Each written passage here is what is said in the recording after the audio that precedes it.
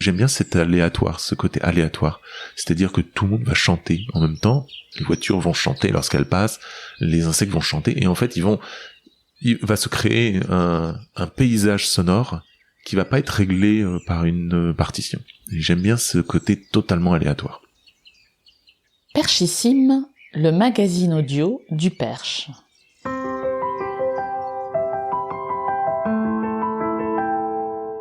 Perchissime vous invite à prendre le temps de rencontrer des habitants du Perche qui, pour ce qu'ils sont ou par ce qu'ils font, contribuent à façonner le caractère et la vie du territoire.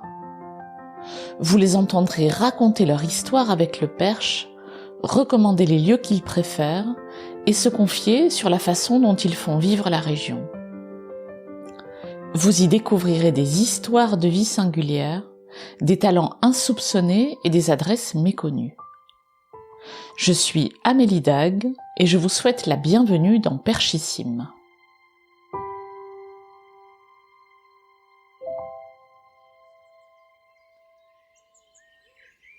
Savez-vous vraiment écouter les bruits qui vous entourent ? Êtes-vous à l'aise avec le silence ? Êtes-vous d'ailleurs capable de vous taire, parfois, pour mieux écouter ?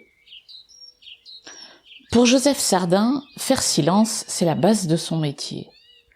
Technicien du son et aussi artiste sonore, il met ses compétences et ses productions au service des autres.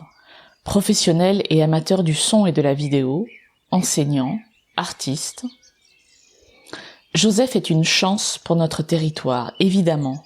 Pour sa créativité d'abord, et aussi pour sa capacité à mettre les gens en relation et à se mettre au service des projets des autres. Je suis très heureuse de faire résonner sa voix dans Perchissime.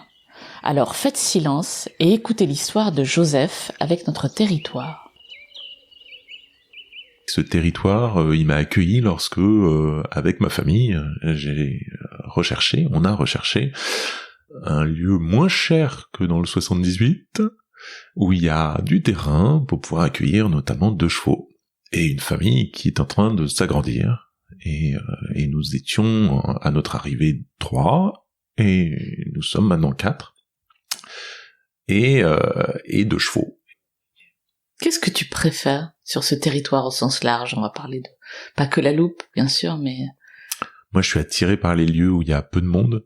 Lié à ce territoire, il y a les grandes étendues, le fait qu'on peut se retrouver dans la foule, lors d'événements par exemple, mais on peut aussi se retrouver tout seul dans la forêt, tout seul dans les champs, tout seul dans la campagne, et même quelquefois dans certaines villes, tout seul dans la ville. Donc on a pas mal de choix, et aussi choix dans la qualité des gens qu'on peut rencontrer. Il y a une diversité culturelle, sociale, qui est très intéressante à la loupe, notamment, mais aussi un peu plus loin, dans le Perche en général, finalement.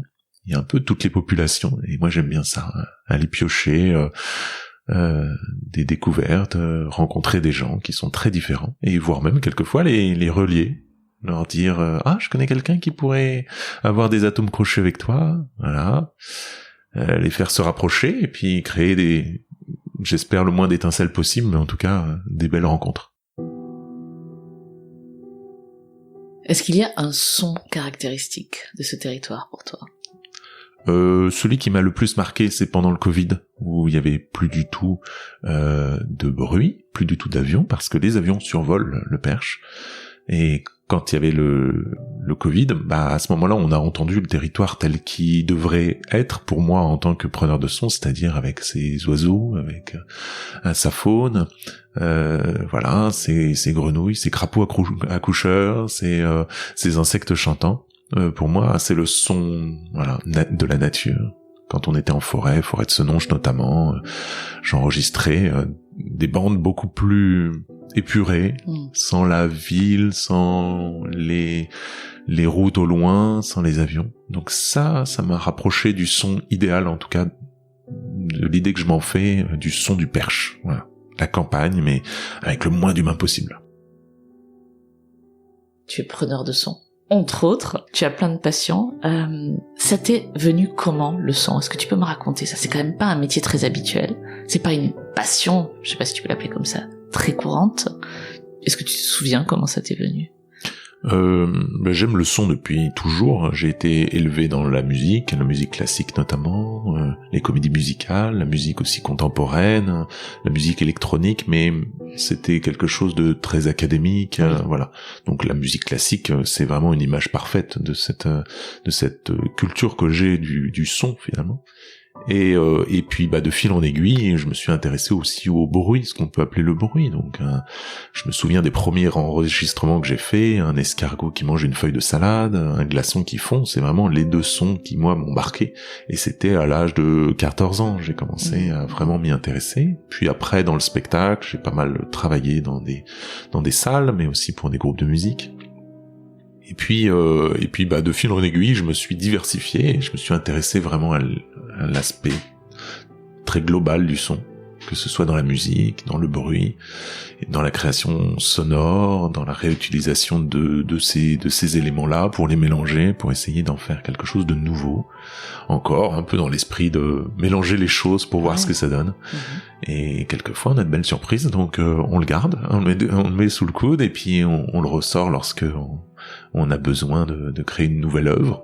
Donc le son, oui, c'est assez ancien comme je dirais pas passion parce qu'en fait j'ai tellement de passion que le mot passion aurait même plus de sens. Donc non, c'est une occupation que j'ai parmi tant d'autres. Oui.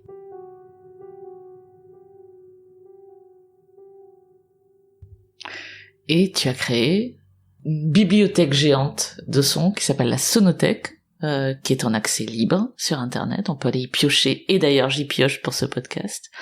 C'est quoi l'histoire? Au bout d'un moment, tu avais tellement de sons que tu t'es dit je vais les mettre à disposition des autres. Comment ça s'est passé? Alors la plupart de mes occupations, sans parler donc de passion, je les développe très soudainement. Donc non, j'avais pas plein de sons, j'avais très peu de sons.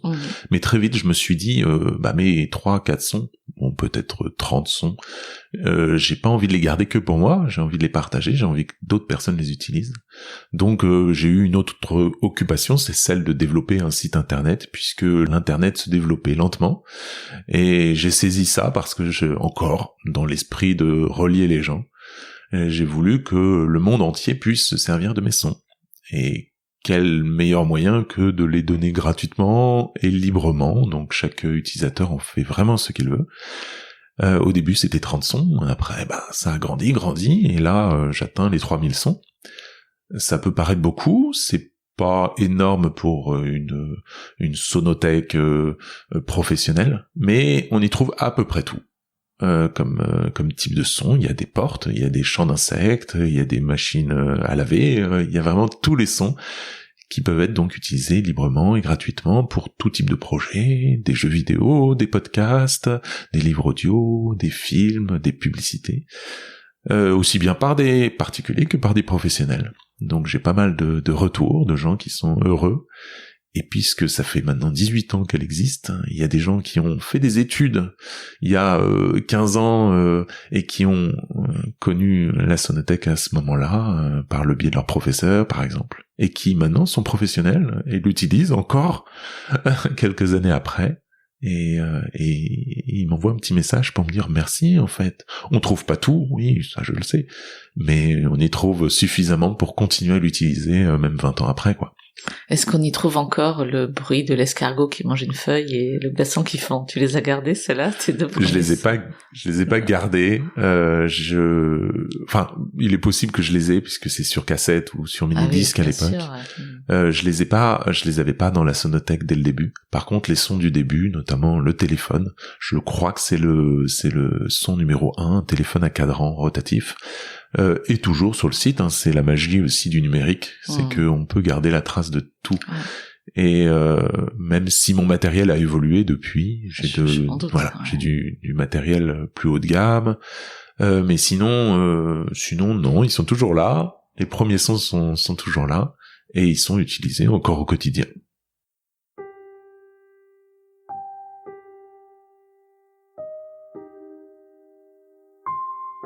Tu disais que tu avais pas mal de retours sur la Sonothèque. Qu'est-ce qu'on t'a dit de plus beau qui t'a fait le plus plaisir, tu vois?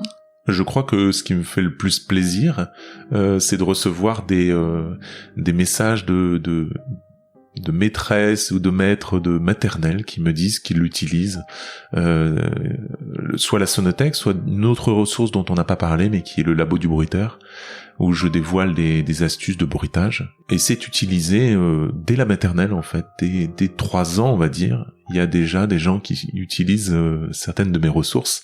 Ça fait plaisir parce que je me dis qu'il y a des enfants qui utilisent ça, qui vont donc un peu se former les oreilles à l'écoute et aussi à s'écouter entre soi, c'est-à-dire que lorsqu'ils font un atelier bruitage avec leur maîtresse, ils vont faire chacun leur tour un bruit et ils vont s'écouter, ils vont écouter quel bruit fait l'autre, ils vont essayer de réfléchir, d'imaginer le son dans son milieu naturel, on peut dire. Voilà, des pas dans la neige, un petit sachet en tissu avec dedans du flocule de pommes de terre ou du riz ou de la semoule écrasé avec des doigts, eh bien ça fait des pas dans la neige. Et des enfants, je les imagine avec leur maîtresse en train de réaliser ces bruitages, et je les imagine silencieux, à écouter l'autre, et à s'écouter soi-même. Et je sais pas, ça, pour moi, ça forme les oreilles. Et j'espère que ce sera des gens qui plus tard, quand ils seront grands, auront la capacité, parce que acquise, d'écouter l'autre parler aussi. Si ça peut passer par là, ça me fait plaisir. Le bruit du feu est assez amusant dans le sens où c'est bien d'être plusieurs. Donc lorsque je fais, parce que j'en fais quelques-uns, d'ateliers dans le domaine du bruitage, le feu est bien parce que à ce moment-là, je peux faire jouer plusieurs enfants avec notamment un balai pour faire des petits craquements de branches, une couverture de survie manipulée avec soin qui fait quelques éléments aussi de ce bruit du feu. Avec des pommes de pin l'une contre l'autre, on peut aussi faire quelques craquements. Avec une tête d'oreiller ou un tissu que l'on secoue, on peut faire des bruits de flammes. Donc à 4 ou 5, on peut réaliser un bruit assez complet. Avec des papiers bulles aussi, on peut claquer les bulles. Et ça plaît beaucoup aux enfants. Ils sont ravis de faire ça. Et donc 4 ou 5 enfants, ils s'écoutent entre eux et c'est un bruit facile à réaliser. Et ça fait son effet généralement. Les gens sont bluffés, les autres ferment leurs yeux et généralement ils sont emportés. Ils ont l'impression d'être devant le feu. Dans les ateliers, on a envie de penser que les enfants sont très dispersés, que c'est un bazar sans nom. Non, les enfants à ce moment-là écoutent beaucoup. Et en maternelle, pour l'avoir fait en maternelle dès 3 ans, les enfants s'écoutent, ils sont silencieux. Voilà. Ils écoutent les sons et malgré le fait que beaucoup de sons sont quand même très faible en niveau sonore, quand on a une classe entière, donc 25 enfants autour de soi, ils sont silencieux parfaitement. Il y a pas un bruit, et ils peuvent tenir 1 heure comme ça. C'est assez bluffant. Je suis pas sûr que beaucoup d'ateliers en milieu scolaire puissent se passer de cette manière-là. Ouais. Donc voilà, je crois que l'écoute est importante. Ouais. Et si on faisait ça assez régulièrement en milieu scolaire, je pense qu'on aurait de meilleurs écoutants après une fois adulte.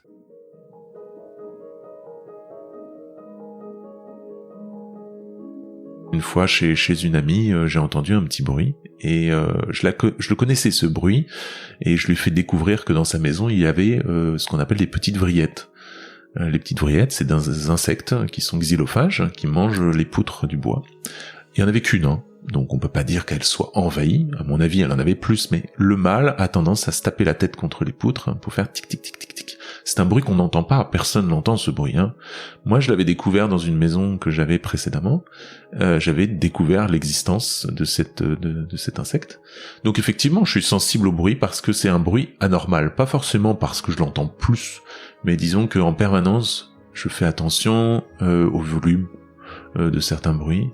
J'entends si c'est un bruit normal ou pas, donc je suis un peu distrait tout le temps parce que je suis toujours en train de chercher quel bruit n'est pas censé être là. Et donc ça peut aider quelquefois, et notamment dans l'industrie.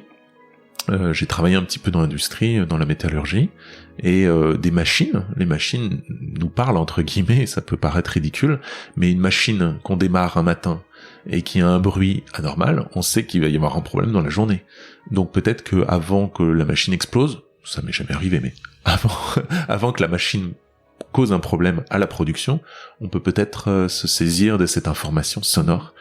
Et il existe, moi je suis moins sensible, mais il existe dans l'industrie des passionnés d'odorat, des gens qui, par exemple des œnologues, des gens qui ont cette sensibilité, qui sont un peu missionnés de passer dans les zones industrielles à détecter certaines fuites qui sont indétectables autrement, donc avec l'odorat. Eh bien, je pense que on pourrait faire des missions son parce qu'il y a des bruits, des moteurs qui tournent mal, des choses comme ça qu'on peut détecter avant la panne. Donc voilà, dans l'industrie c'est très utile, malgré l'obligation parfois d'avoir des bouchons d'oreille parce que le son est trop fort. On décèle encore certains bruits qui peuvent nous être utiles lorsqu'on y est sensible.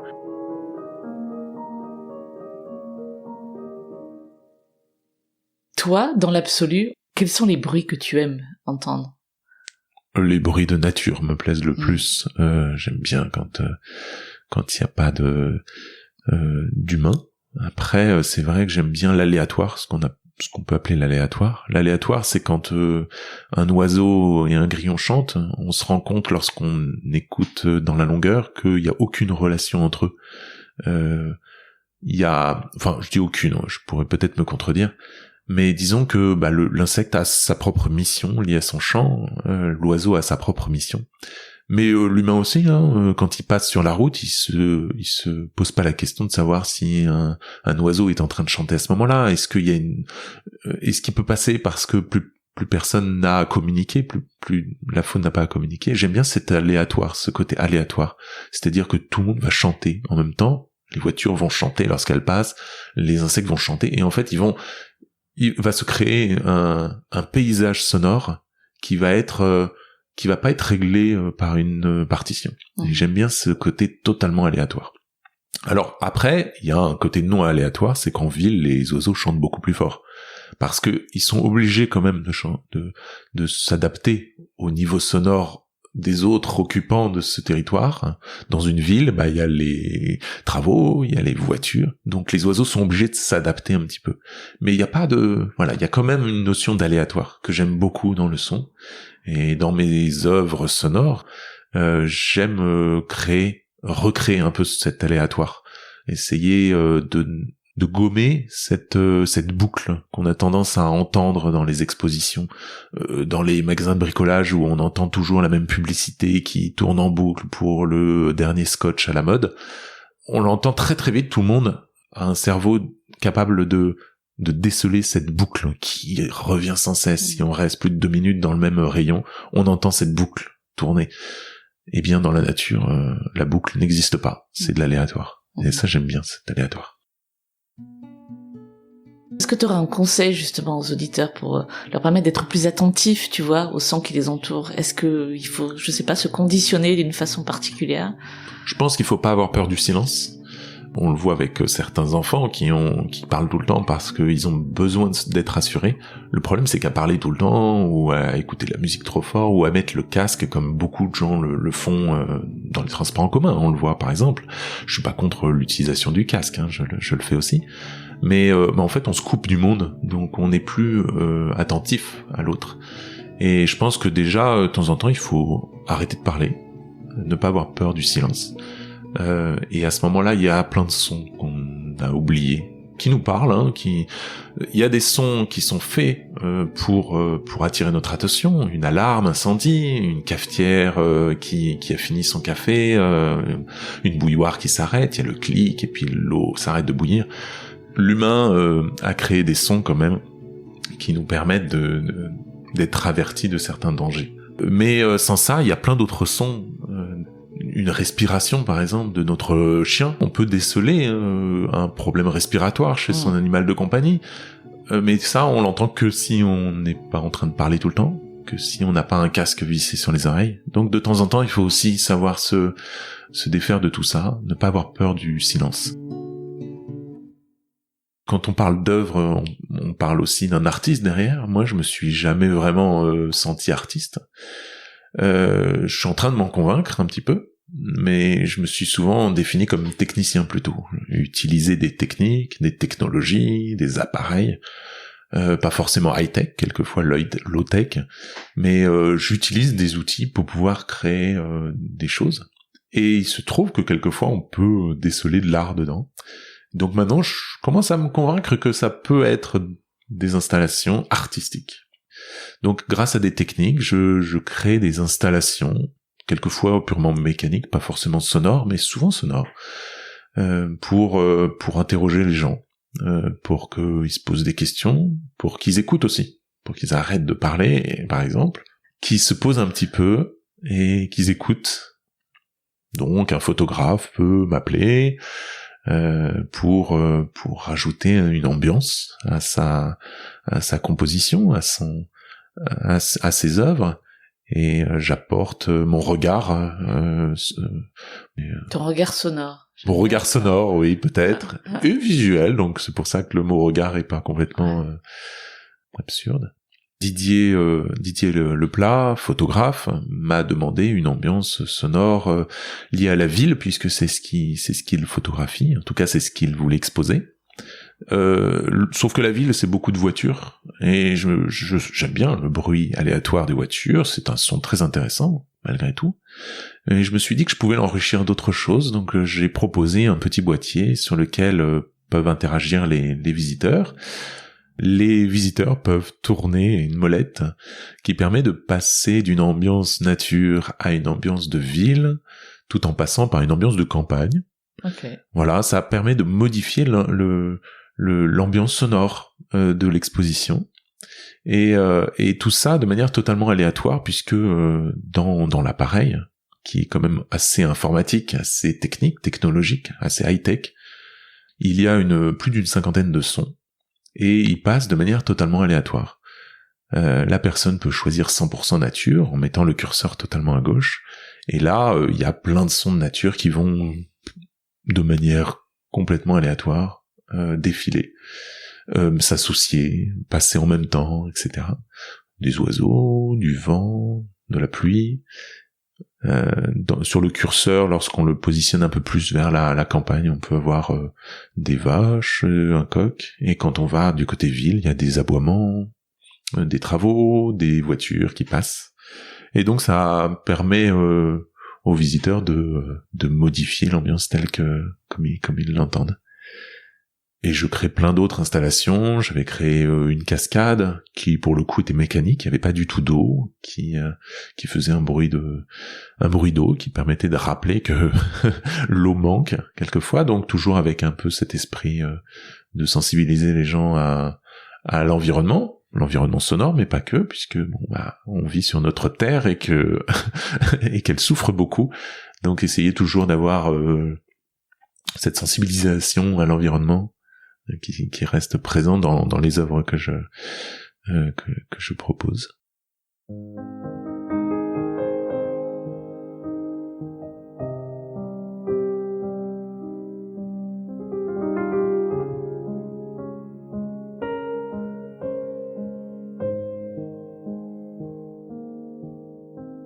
Les téléphones à cadran, c'est un souvenir pour moi qui est assez assez marquant, et j'aime bien les utiliser. Donc je cherche beaucoup de téléphones à cadran que les gens, voilà, c'est un appel. Voilà, je stocke tous les téléphones à cadran et puis je les adapte, je mets à l'intérieur des systèmes électroniques pour pouvoir leur donner une seconde vie cette fois-ci. Voilà, par exemple un téléphone qui sonne et qui délivre des petites poésies ou des ambiances sonores, ou dans lequel on peut parler aussi, être enregistré pour pouvoir après réutiliser ces bandes sonores. Tout ça, c'est des choses que j'aime bien faire, quelquefois à la demande d'amis, de connaissances qui ont un projet particulier, qui me demandent quelque chose en particulier. Et donc voilà, avec les téléphones, effectivement, c'est quelque chose que j'aime beaucoup manipuler.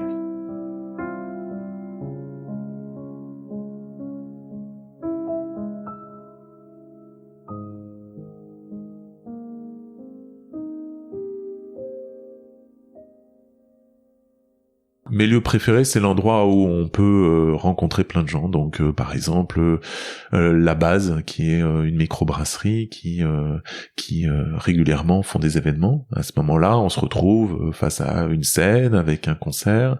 On croise des gens, on parle avec eux. Ça c'est chouette. On peut s'intégrer vraiment à ces équipes, aux gens qui visitent ces lieux-là. Il y a l'Escarbille, il y a le Circonflexe, l'Escarbille à Boissy-Maugis et le Circonflexe à Nogent, la ressourcerie, la boîte à outils. C'est des lieux que je fréquente beaucoup parce que on y découvre plein de gens très différents. Et puis je pense qu'il faut oser se créer un nouveau cercle d'amis, il faut oser garder contact avec les gens qui nous ont plu, leur demander leur numéro, et puis ils vont faire à leur tour découvrir un autre cercle d'amis. Je pense particulièrement au cours de cirque qui a lieu à Bretonçelle, parce que ça m'a fait découvrir plein de gens que je connaissais pas il y a encore un an. Donc c'est-à-dire ça faisait 7 ans que j'étais là, et tous ces gens-là je les ai découverts il y a seulement un an. Donc oui, on peut encore être étonné par ce que le territoire peut nous faire découvrir en termes de lieux, mais en termes de gens. Donc il y a plein de choses à découvrir.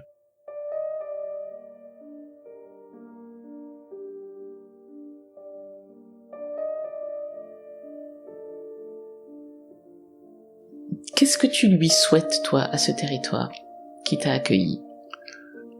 Je crois que ce que je lui souhaite le plus, c'est qu'il continue à s'ouvrir encore plus, qu'on soit pas dans le jugement de l'autre, ni dans le jugement de sa personne, mais aussi dans le jugement de ce qu'il fait.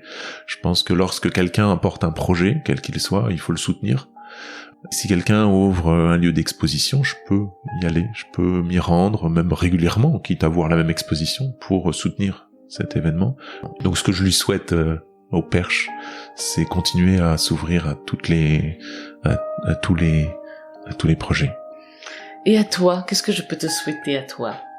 Non, je crois que ce qu'on peut me souhaiter, c'est de continuer mes projets. J'ai plein de projets sur une longue liste, longue comme le bras. Donc de pouvoir les développer, continuer à les développer, essayer de les réaliser tous.